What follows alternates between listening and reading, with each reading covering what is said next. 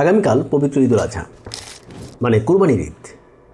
তো কুরবানি ঈদে আমরা অনেক জায়গায় কিছু ইংলিশ সেন্টেন্স দেখতে পাই, কিন্তু অ্যাকচুয়ালি তারা অকওয়ার্ড এবং ইনকারেক্ট। যেমন আমরা অনেকে বলি কাউ মার্কেট, কাউ মার্কেট, কিন্তু আসলে কি আমরা কাউ মার্কেটে যাই? মোর ন্যাচারাল ইংলিশ হচ্ছে ক্যাটল মার্কেট, ক্যাটল মার্কেট। আরেকটা ডেঞ্জারাস সেন্টেন্স হচ্ছে I cut the cow. Actually native স্পিকার্সদের কাছে এটা বেশ অকওয়ার্ড শোনায়। আমরা বলতে পারি I slaughtered the animal, I slaughtered the animal. আর সবচাইতে ভালো হয় the animal was sacrificed.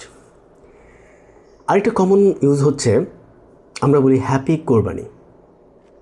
Happy কোরবানি, হ্যাপি হয় কোরবানি কখনো?